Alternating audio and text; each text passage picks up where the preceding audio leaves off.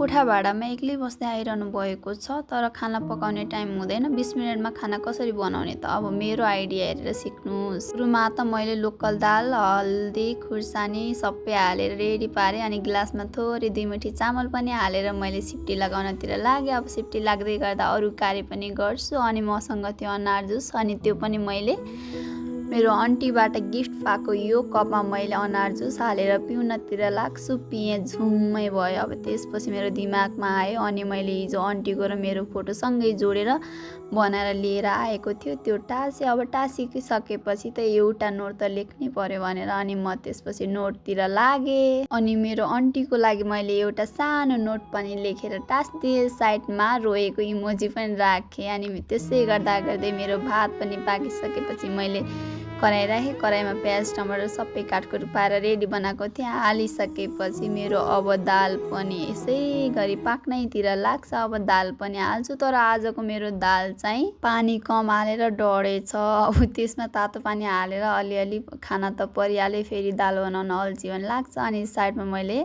दुध पनि तपाएँ। अनि अब एउटा अम्लेट नभए त मलाई खाना रुच्दैन भने त तपाईँहरूलाई थाहा छ। अनि मैले एउटा अम्लेट बनाउनतिर लागेँ। अब अम्लेटमा प्याज टमाटर खुर्सानी सबै हालेर रेडी भइसकेपछि मेरो खाना पनि रेडी भयो। यसरी